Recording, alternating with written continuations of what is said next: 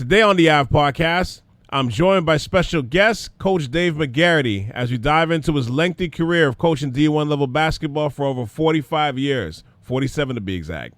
We talk at length about his career, from his beginnings at St. Francis College to being a coaching mainstay at Marist College's program and coaching some of the more unique rosters in NCAA history, which includes Rick Smits, Rudy Bougarel, otherwise known as Rudy Gobert's dad, and what the hell, we'll include Big Brother Curtis in there as well.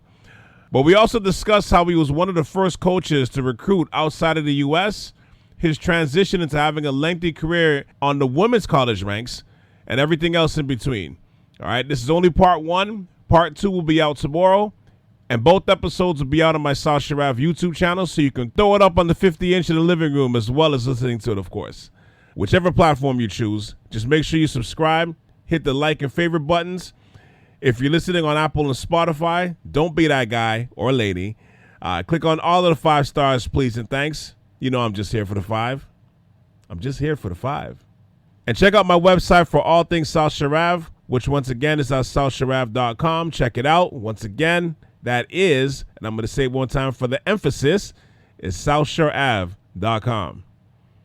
It's the Ave Podcast with Cal C on South Sharav Radio. Let's do it. Welcome to the Ave Podcast with Cal C on South Sharav Radio.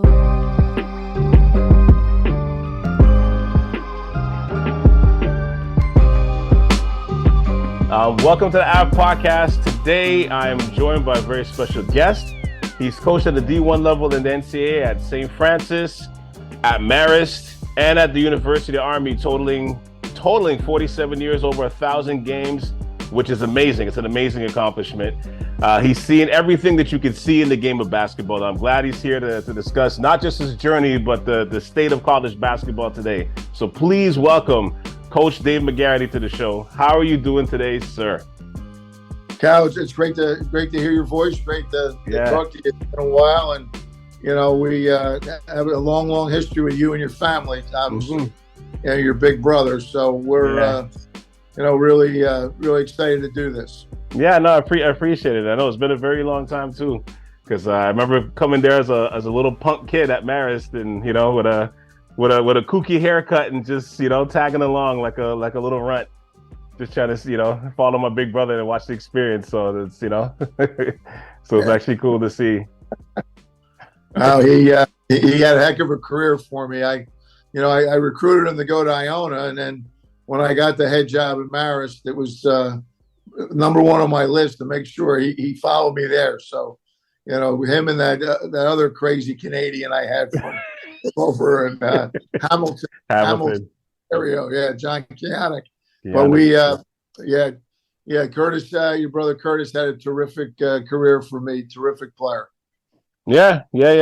Just too bad I wanted you to take more shots, but that's okay. We'll probably get you to do that later. That's fine.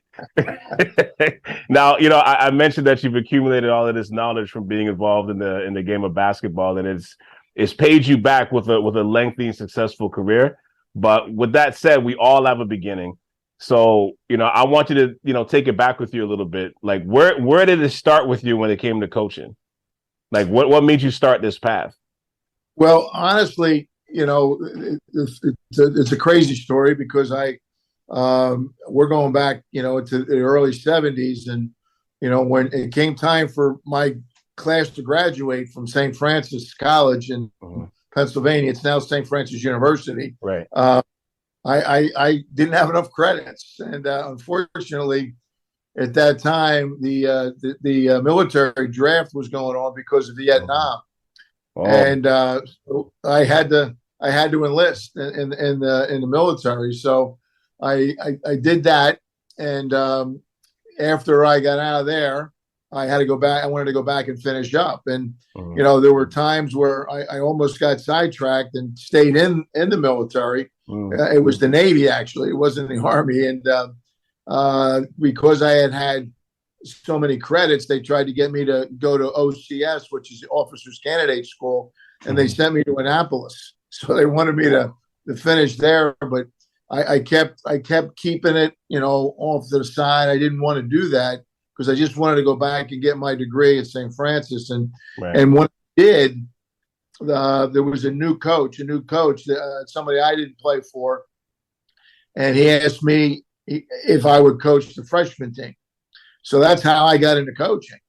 And I thought it was just going to be, just a one-time thing, and I was going to graduate and go back to Philadelphia where I grew up, and hopefully I wanted to try to go to law school. But at the end of that year, I was offered a full-time job as an assistant, a Division I assistant. So I sort of was in the right place at the right time. And I mean, and back then too, the coach of the freshman team. I mean, I don't even remember. I always read about that, but I think that's just crazy to see that freshmen weren't even allowed to play. Why did they have that rule in there? Like, why did they even do that? Well, it was in there for a long, long time. Yeah. I had my younger brother, who was a great player, played at University of Georgia, Bill Magarity. Billy played. He was on a freshman team, made the old rookie team in the SEC, and but he only had 3 years of eligibility. I mean, you think about some of the great players, the older players, Kareem Abdul-Jabbar, from UCLA. Those guys all had to play on freshman teams. Freshman teams, that's crazy. Same with me. I played on a freshman team at St. Francis, and I played with a kid who went on to be a great NBA player, Kevin Porter, played for the Washington Bullets and the Detroit Pistons, and it was the way it was. So I had a great group of kids, and some of those kids went on to have great careers, at the varsity level there. And how did that work? Like, did you guys play other freshman teams like across the country, or is it just you just played like practice against the, I guess you want to call the varsity team, if you want to call it that? Yeah. It's almost like it was in high school. No, we played. Everybody had a team, so we had a full schedule. We would play. We would go play Duquesne University in Pittsburgh. We would play Penn State. We would go wherever we had to get games. The one nice thing though was you could play junior colleges, you could play community colleges, and you could play prep schools. So fast forward when I got to West Point, they still have freshman teams, JV teams, because they want to develop the kids, because some of those kids are not heavily recruited into the military academies, but you play a lot of prep schools, you play those type of schedules. And what happens to those freshmen, because when they to move up to the next level, because I'm figuring it's not a whole team, but at the same time, like if it's like 6, 7, 8 kids, like do all those kids make it to the next, not all of them, right? No, it's funny because when I got to St. Francis, back in those days, I technically had a partial scholarship, and now we had 3 kids from the same high school in Chicago. To get this Kevin Porter, they had to take 2 of his high school teammates to come to Loretto, Pennsylvania. He was out of DuSable High School in Chicago. Mm-hmm. So we had a good team. Our freshman team that year, we averaged 116 points a game. And we had 2 kids from Philadelphia that were great players, Joe Wazinski, and it was good. So, now the next year, you had to try out. I mean, I was a sub my whole career. I mean, I used to set screens. That's all I ever did. So, but I was fortunate, as a freshman, I had Norm Van Leer was a senior. He wanted to be a great player with the Chicago Bulls. Yeah. And Kevin, as I mentioned, Porter was in my class. He was my roommate for my freshman year. So it was sort of a neat, opportunity to be with that level of player at such a small school. Now, like fast forward this a little bit. Now you end up with the head coaching job at St. Francis. At the time, like, what did it mean for you in terms of like the happiness, and did you know the pressures that was going to come with, being a college coach at that time? Like when you first got the job, like what was that feeling for you? Well, you got to remember this. We're talking about mid 70s, and I was, when I was an assistant, I was the only full-time assistant. Wow. So my first year as an assistant coach, I bought my first new car, and I put 78,000 miles on it in 1 year. True story. Wow. I went through 2 transmissions. Yeah. Well, St. Francis is in the middle of Pennsylvania, so to recruit anybody, we had to go distant. Yeah, so I recruited heavily in the Philadelphia area, New Jersey, I would go to D.C., and then we recruit Pittsburgh, but it was hard getting good players out of Pittsburgh because Duquesne and University of Pittsburgh had a lock on those, and then fast forward, you had a lot of Ohio schools too, so because you're right on the border. But, when I was the youngest Division I coach in the country, when I got the job in 1978, I was 26 years old. Oh, my gosh. And, I used to speak to people at banquets, and the reason I got hired was I came very cheap. The Franciscans took the vow of poverty and they expected the coach to keep it. So I probably the lowest paid Division I coach in the country at the time. Well, I was gonna say, but what was the pressure like for you? Like once you got the job, like did you realize like, whoa, like this is like, was there a shock to it? Like especially those first couple of years? Well, I worked for a great guy.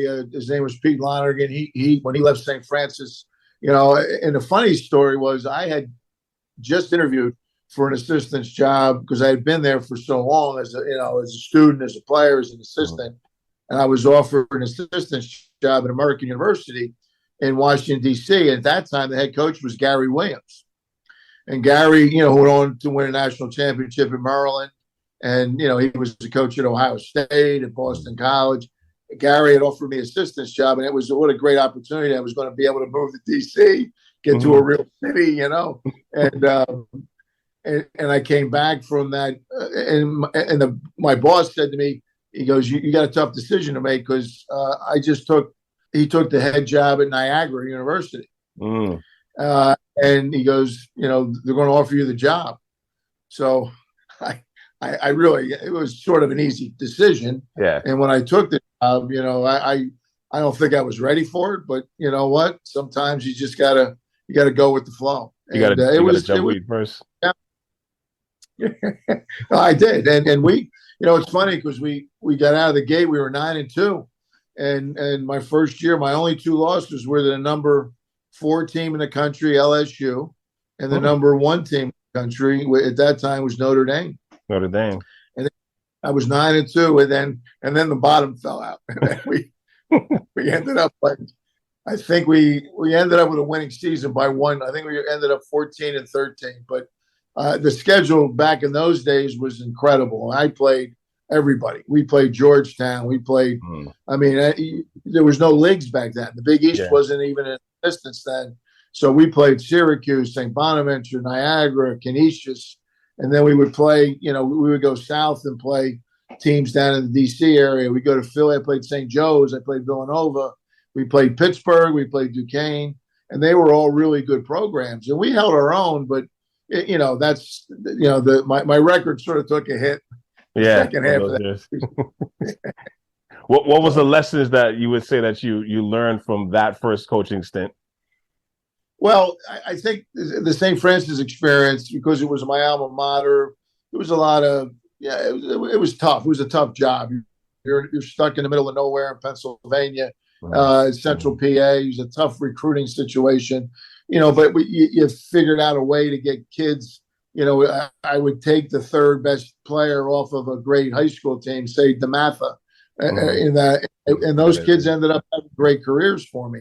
Yeah. So we did well down there. I had really good kids from Philadelphia area because I grew up in Philadelphia. I played in that area, so I knew that area in South Jersey. And then we got into North Jersey and New York City. So, there were always good players. And the recruiting piece was the key to your success. And the one thing I learned was recruiting and scheduling really was the biggest thing you had to be able to get good at if you were going to succeed.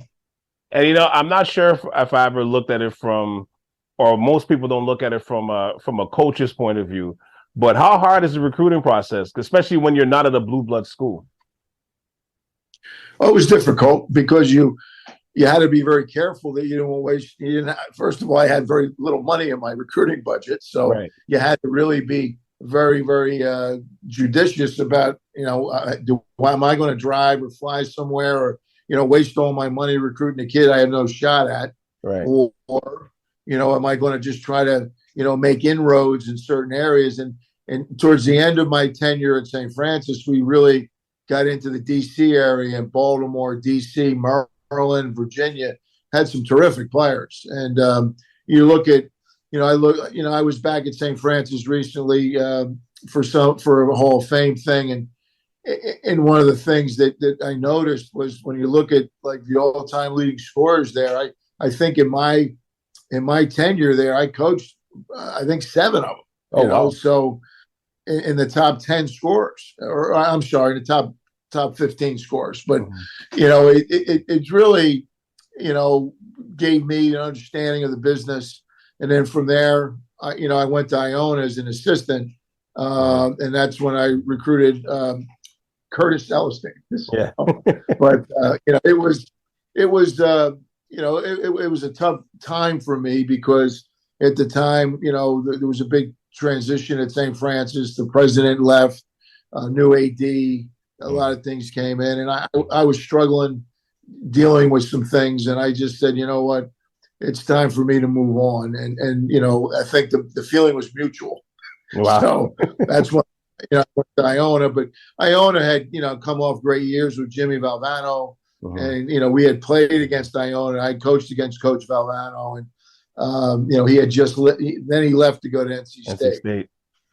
Yeah, and that's the one thing too with Philadelphia and that DMV area. They've always traditionally just had great basketball players. Just from my time, even now, they just always had just really good. Anytime you heard of basketball players from DC or like Philadelphia, you're like, okay, I know he's probably good. I gotta be on my P's and Q's. Absolutely, he was a great little guard from played for the Raptors when they won the NBA championship. He's from my high school in Philadelphia. He's with Miami. Was he with Miami now? A guard from Lowry. Yeah, Lowry. What am I saying? Kyle Lowry. He's from my high school. I played. He's the one wearing the hat. Yeah. And he's tough as nails. He's to this day. Big men still have a hard time posting him up. To this day, and that's that. He's tough kid. That's that grit. And all those kids went to Villanova. A lot of those kids came out of Villanova too. Yeah. And I mean, I know you're talking about how you're an assistant at Iona, and then during that gap between, I guess, St. Francis and Marist, but you ended up at Marist. But you had some, I would say, outside of my brother, of course, you had some rather unique players at the school that were coming to Marist, so were already there. Was the uniqueness of the size of the players, like Rick Smith, for example, was that like one of the main reasons why you ended up going to Marist? Like, how did that come about? Yeah, well, what happened was when Iona, after my third year at Iona, the head coach was Pat Kennedy. Pat, he got the Florida State job, and I could have gone with him, but I felt that I really didn't want to make that move, and I really thought that I had a shot at getting the head job at Iona. And it came down to me and the assistant who was at Notre Dame. His name was Gary Brokow. Gary played in the NBA, played for the Bucks, played at Notre Dame. Was a great player and a good guy. But they ended up hiring him, and I was devastated at the time, and I had even thought about getting out of coaching. I was. Oh, wow. I thought about maybe going down to Wall Street. I had met a lot of people during my tenure at Iona that were working down at Wall Street. They had a lot of connections, and I was this close to doing that. But then all of a sudden, a few jobs opened up. Siena opened up. Manhattan opened up. And I started interviewing for these other jobs. And then Marist opened up. And the AD at Marist I had worked with at Iona for a couple of years. And then he moved on to Marist. And I ended up that to me, that was the best opportunity. And because I was offered this, I almost took the Siena job. And I interviewed twice for Siena. They offered me the job. When I drove down from Albany, New York, back to Poughkeepsie, back to New Rochelle, where I lived. He asked me to stop in Poughkeepsie, and he ended up bringing me in to meet with the board of trustees and the president. And Siena thought I took the job. They thought I was taking the job. So, but Marist had Rick Schmitz. And, we had Rudy. We had Rudy Gobert's father. Rudy, that's his father. He was 7-footer from Guadeloupe, and he was playing on the French national program. And I had Miroslav Pekarski from Novi Sad, Yugoslavia. So we had some studs. I mean, we really did. And I just thought Marist was more of a Metro New York type of a team, whereas Albany, Siena was in Albany. Yeah. It was a different league. State. Yeah. So harder to recruit. It was sort of, Marist to me. Well, Siena's done well, but at the end of the day, to me, Marist was the right choice. Now, at the time, was Rick Smits at the time? Did you guys know that, or he was going to the league, or did you just was the potential there at the time, or was it just okay? Yeah. He had played the year we had actually. The funny thing was we had played my last 2 years that Iona. We had played against Marist, so I saw Rick Smits play in one of his first college games as a freshman. They almost beat Villanova. Oh wow! And in 1985, and Villanova went on to win the national championship that year with Braulio Massimino. Smits was a raw. He was big. The plan was to redshirt him, but the Yugoslavian kid, Pekarski, broke his foot. So they had to redshirt him. So Smits played. I saw him play his first 3 games because we played. No, I scouted them, then we played them.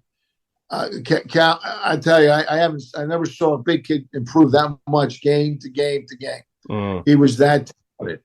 So by the time I got there, the problem was they had a problem. The coach that was there, the players didn't get along with him. He was only there a couple years, and I knew him. He was from Pittsburgh. He had been at Marist College, and the players were threatening all to transfer. They didn't want to come back. A couple of the foreign kids.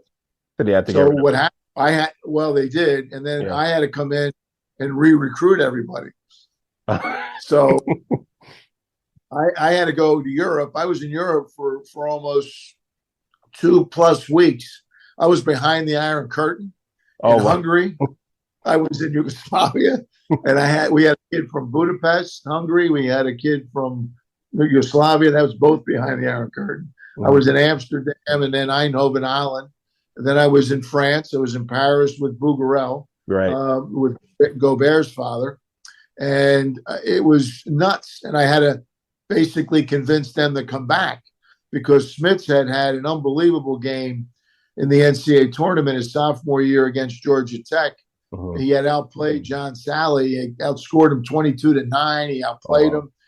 And, you talk about the transfer portal, he would have been gone. The word was Dale Brown from LSU was absolutely salivating over him because that's where they played the regional in Baton Rouge. So you saw. And people wouldn't know who the heck he was. And here's the 7'4" kid who was just killing. You talk about unbelievable. Yeah. Wow.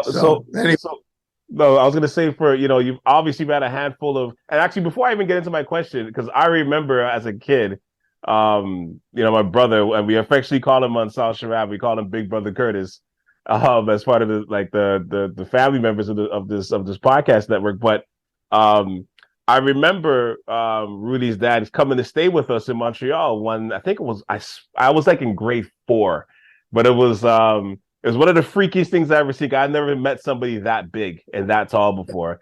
And for people that don't know, Rudy looks exactly like his dad. Exactly like his dad. It's weird. When I saw the pictures recently, I think about a year ago of Rudy's father, I was like, wow, it's a splitting image. He looks just like him. Just maybe not as big. Rudy's Gobert's probably not as he's a little thinner, maybe. But I just remember Rudy's dad being just a bulking, huge guy, at least to me at that time. And watching somebody that much taller than my brother, who was already 6'7", so to see somebody that much taller than him and made him look small, that was just the freakiest thing I ever seen at the time. Yeah, he was a big man. He was a big man. He would have.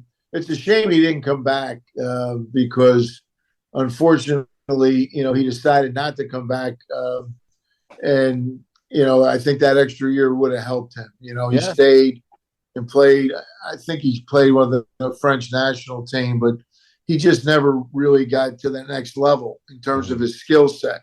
And he played with, because Pekarsky left after the '87 season, and because that was the Olympic year in '88, and he made the he was from Serbia, so he was on the Yugoslavian Olympic team, and they had that great team because between Croatia and Serbia, I mean they were playing together at the time. So I think they won the silver medal that year, but then the next year, Pekarsky came back because Smith's graduated. He got drafted second pick, number 2 pick in the draft in '88 to the Pacers. And then Pekarsky came back, but Bugarel didn't. And then Pekarsky played with your brother that year. Yeah, I believe that was his junior year, Curtis's junior year. Yeah, so that's interesting because you've had Canadian players, you've had European players. Yeah, I mean, you're actually looking back on this, you're actually ahead of your time in terms of recruiting international players. Now, were you actually back then? What made you start looking outside? I know Marist already had some of those players, but what made you start thinking outside of the U.S. box in terms of recruiting players at the time? Because I mean, everybody does it now, but back then, I mean, that was pretty rare. Yeah, there were certain schools that sort of had a niche there, but the reason I did was my brother was over there. Yeah, my brother graduated from Georgia. He was with the New York Nets back in the ABA days. So he was with Dr. J, with Julius Erving. They won the ABA championship. Then he got released. He didn't have a no cut. They had 2 guys on that team that were no cut, and he was better than both of them. His coach was Evan Lockbury. I remember it was awful, and he was so bummed out when he got released that he just jumped on a foreign tour and went to Europe, and he never came back. He stayed there. He still lives in Sweden, and, but he played in Europe for years and years and very successful. He ended up playing most of the years in Sweden, but he helped me with a couple international kids. I had a couple good Swedish kids, and it just was always sort of in my mind. It was such a great, and those kids were good kids. I mean, we never had any problems with any of those kids. And, very coachable. Yeah, they were. I mean, and I just felt that, if you could find one kid, maybe 1 or 2 kids, that would be a good fit, that it was certainly worth, the time and effort. Now, when you see, obviously, the World Championship just finished, because as a recorder, just finished this past weekend. But when you see a team like Team Canada do well in the World Cup, were you at this stage now, are you surprised by what's happening now across the border, or with the talent pool just growing the way it has been? Are you surprised by any of this? At this point now, especially seeing that you were in the process of seeing international players back then, or even Canadian players, right? No, I'm not at all. I mean, I think it's become such an international game, and the skill level. When you look at Jokic, I mean, he's arguably the best player in the world right now. I mean, and there's so many other kids. It's just it goes on and on and on. Look at the number 1 draft pick this year. For the Spurs. I mean, he's just he's incredible. I mean, talent. But I mean, if you go back and you just look at the history of it all, I mean, there's been so many great players. I mean, from over there and now, and I just think it's just a different training, a different mindset. It was more, those younger kids were more serious about it, and it was more, they were so young in the club level teams, and then they. Some of those kids, they didn't want to come over and play in the States. Yeah. They felt they were better served staying there, and I had a nephew. My nephew was a very talented kid. He was 6'11". He was in Sweden. He's one of the top juniors, and it's my brother's son. Yeah. And he was 17, and everybody was recruiting him in the States. But he chose to go. He went to Spain, signed a contract, but he got with a bad club, and the coach didn't play him or didn't utilize him the right way. And, when he signed, it was a different coach. And then all of a sudden things changed. And so 2 years later, he said, heck with this, I'm going. So then he came over, ended up at Boston College. Okay. And then the coach that recruited him got fired. And then he ended up transferring to where he should have gone in the first place. He went to Davidson in North Carolina. Right. And he had a great 2 years there. He went to 2 NCAAs and then he ended up playing and he went back and actually played in Spain for a number of years. He just retired. Yeah. And then his sister just graduated a few years ago from Virginia Tech. She's the all-time leading rebounder in ACC history. Oh, wow. Wow. Yeah. Reagan Magarity. Reagan Magarity. Unbelievable career. And, played with the Connecticut Sun in the WNBA for a bit. And now she's playing she's in France. I think she just signed a new contract in Spain. So, it is what it is. I mean, kids playing over there have to really make a decision about what's best for their future. Yeah, no, absolutely. And I mean, you're seeing that now. But like going back to Marist for a moment, I know you ended up making the tournament in '87, right? Was it '87 or 87? You made the tournament, for the first time. You got Coach of the Year. And like, how hard was it to schedule games as a mid-major at that time, especially when you had those type of players on your roster? Like, how many teams was afraid to play you guys? Well, they would play us, but we had to play on the road. We never got, we couldn't get any home games. Yeah. I played Miami twice. They had a great player, Tito Horford. That's Al Horford's dad. Al Horford's dad. And he was, supposedly one of the best centers in the country. And we played him at Madison Square Garden, and then we played him in Miami. We beat him in Miami. We actually lost in overtime in the Garden. Should have won that game. It was the first year of the 3-point shot. And up to this day, I should have fouled instead. Some kid hit a ridiculous 40-footer. But anyway, we played at Providence. Patino had just gone to the Final Four. Right.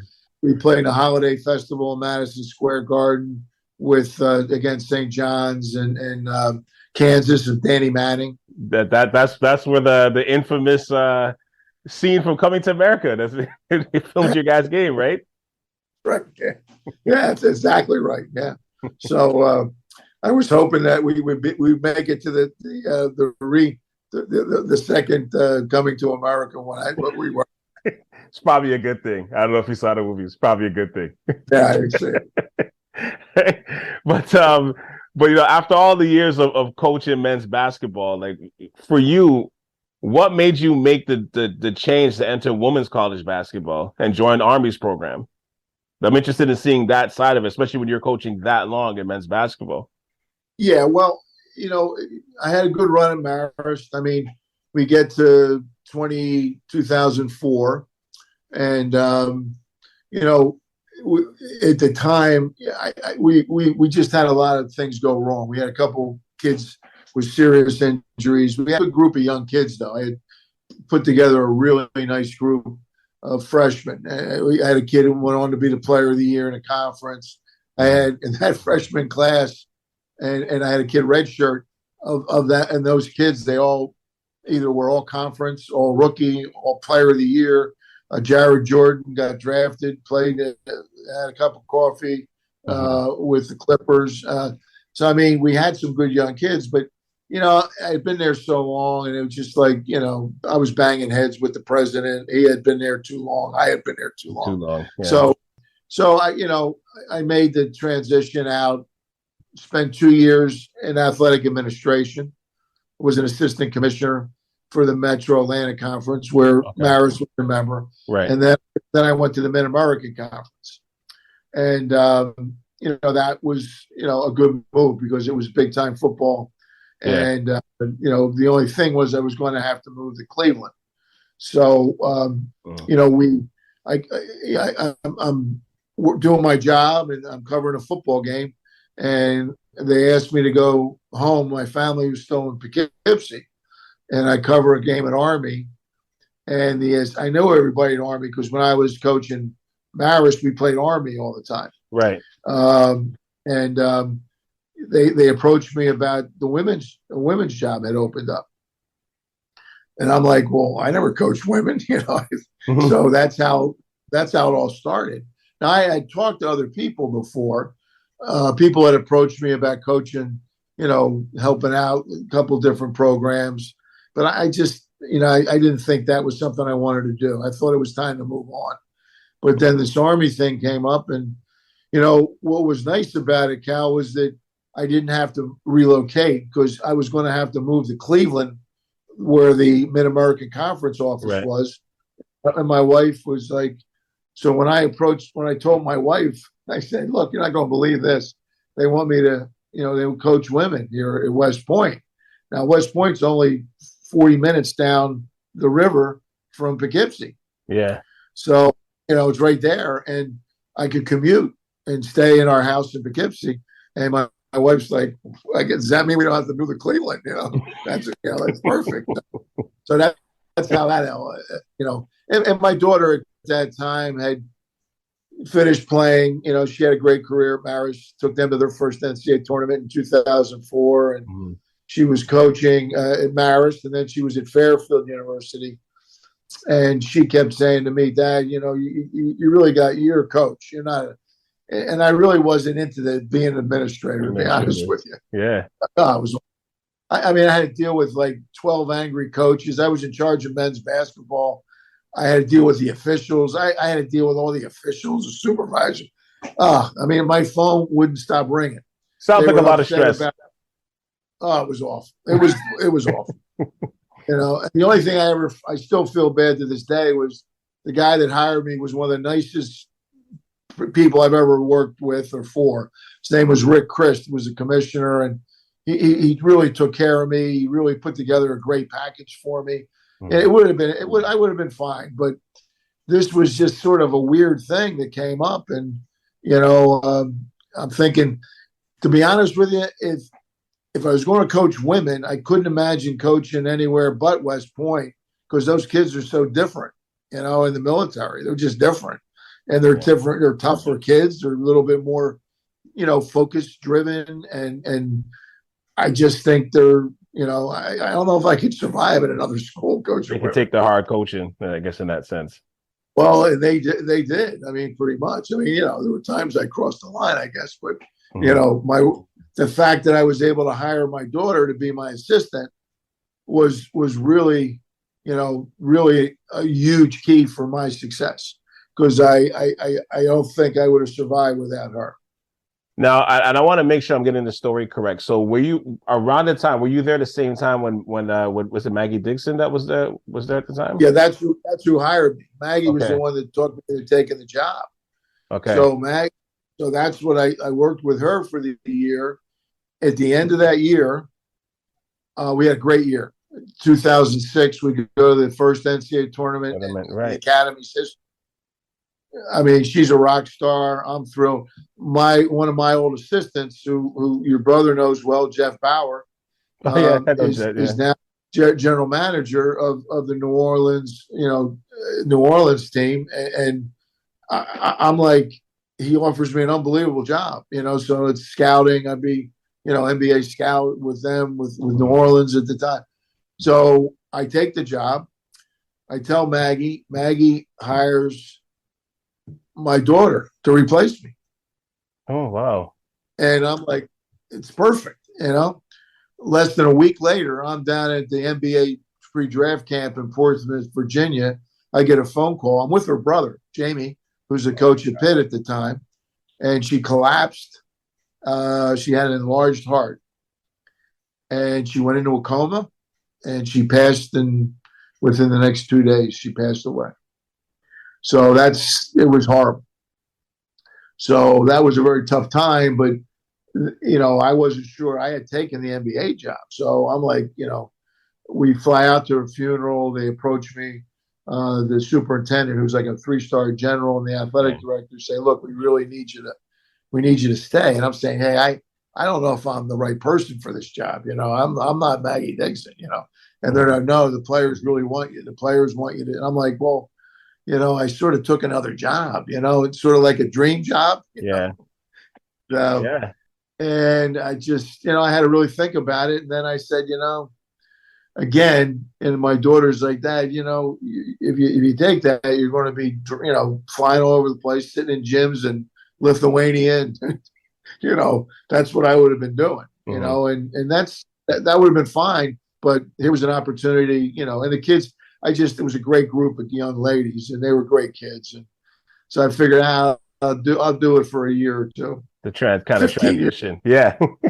Like I was going to say, did you think at the time was going to transition to that long when that happened? Yeah. I never imagined it. And Maureen, when I convinced her, I didn't think they were going to let me hire her because, they have that, whatever that's called, that rule about hiring your relatives, whatever it's called. But anyway, they were like, well, Maggie already had hired her, had offered her the job. So I'm like, well, if I can hire her, then I'll definitely do it, thinking that'd be fun working with her for a couple of years, and then I'd move on. But then the problem was she moved on.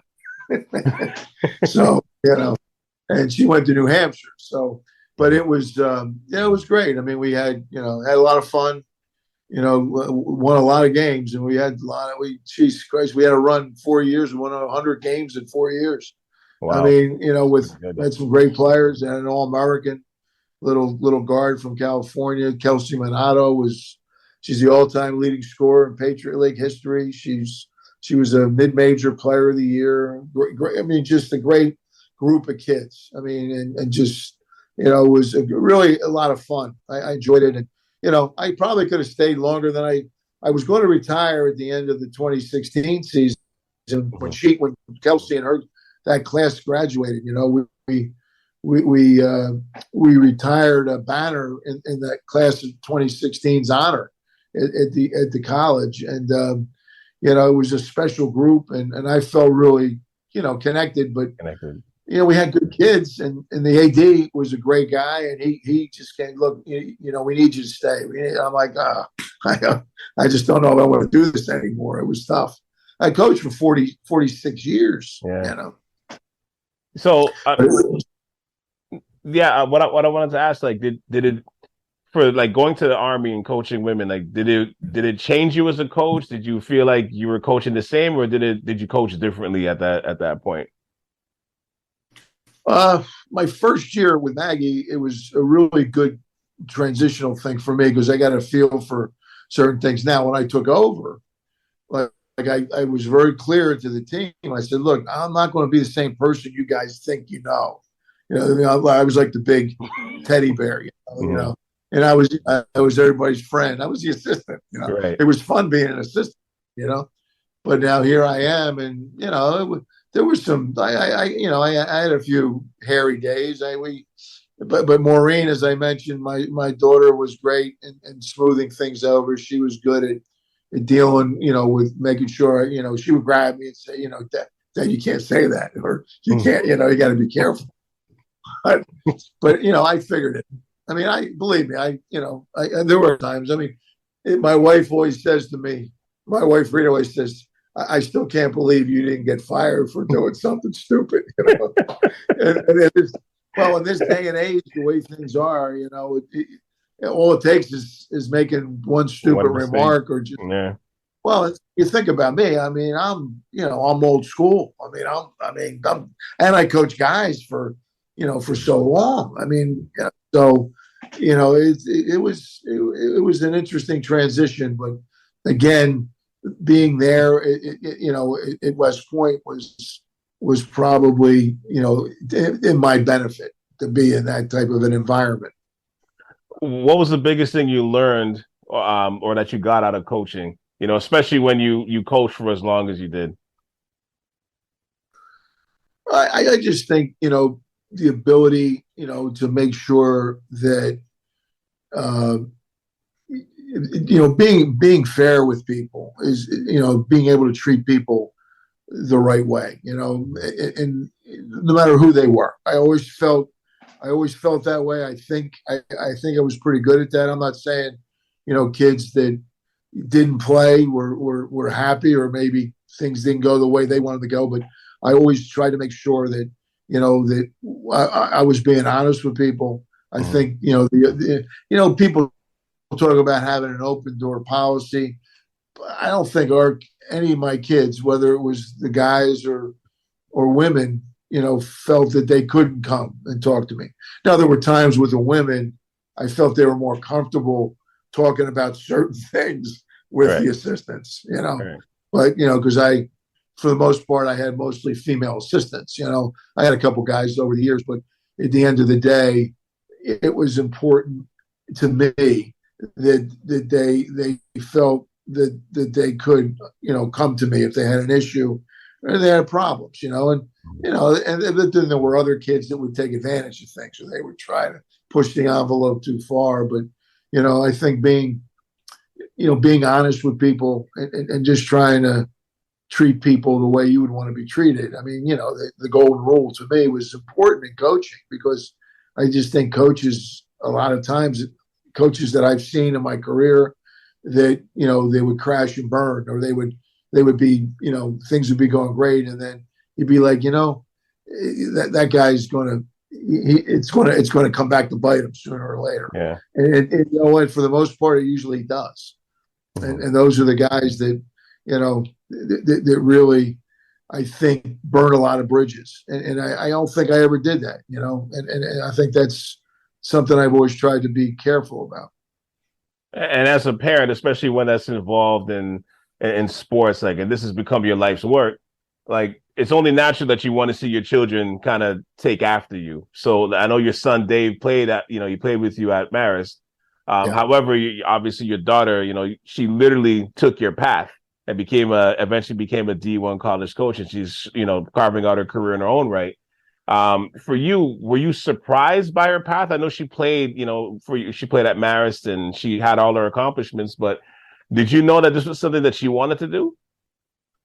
When she was younger, Cal, I remember, and I tell people this, I mean, if you look at, there were a lot of things written over the last couple of years about our relationship, because if you go back to the 2000, my last season, the year I retired, was the year we played. I coached against her, and and she kicked my a couple of times. I finally got her in the last game, but there were a lot of art. I mean, they're like killing me on Good Morning America on ABC. They're saying, "Boy, the daughter really took it to the old man last night." I'm like, okay. But some of the articles that they wrote were really, really nice. The Boston Globe, ESPN, this woman who does a lot of stuff for ESPN, Michelle Vopel, wrote beautiful articles about. But it was, a lot of people really picked up on it because it was still fresh in everybody's mind about Kobe and his daughter passing away, and girl dad, and, the dad daughter thing, and people really, and it was the first time in NCAA history that a coach, Division I, women's basketball, that the father coached against the daughter, and so that they picked up on it pretty big. But most of those articles always refer back to the fact when she was a young kid, she absolutely would be sitting there. I'd be watching film. I'd be watching recruits on a video. I'd be watching a game. She'd be there watching with me, and she'd be like, asking questions and I'd be like, really? I mean, she was like 10, 12, 13 years old. And then the whole AAU thing, when that started, I mean, she played with Sue Bird all the way up. And I used to have to drive. See, I would drive when she got picked up by the New York Liberty Bells, which was the big AAU team in New York, and they were all out of Christ the King High School where Sue played. And Maureen got picked up as a guest player one year when she was like 12, and then she stayed with them all the way.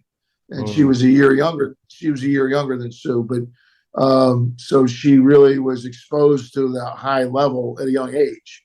And I think she was a two-time captain at Marist. There was a lot of things. She just had a feel for things, and she knew how to deal with things. And I think it's really in her blood. She gets it. and I think she has an entirely different demeanor than me. I mean, she's very calm. She's very, where I was nuts. I mean, I was crazy. And, I mean, not always, but I mean, I calmed down later on in my career. Yeah. But your brother will tell you, I mean, I was wacky sometimes, but I just think that, she, I think, saw that and said, that's not me. Mm-hmm. And she has her own identity and she gets it, but I think she's really, good. Now, honestly, the way things are going in the NCAA right now with NIL and the transfer portal and everything else, you know what? I can tell she's starting to get really frustrated with certain things because it's creeping into that level. Yeah. Because those kids, it's really a shame because I think it's going to ruin the game as we knew it. The college game as we knew it. It's going to. Thank you for taking in the latest episode of the Ave Podcast. I'll take a little bit of time at the moment and give a shout out and special thanks to Coach Dave Magarity for doing this podcast. But we're not done. We're not done. Part 2 of this episode will be out tomorrow, where we get into the world of NILs and transfer portals and how it's changed the landscape of collegiate sports for better and for worse. All right, hear our conversation about it tomorrow. And with that said, hit the like and subscribe buttons wherever you listen to podcasts, including my website over at southsharav.com. I appreciate and thank you. We'll be back tomorrow with part 2 of Coach Magarity's interview on the Ave Podcast. Until then, my name is Cal C, and you just tuned into the latest episode of the Ave Podcast right here on South Sharav Radio. All right, until tomorrow. Peace. We out.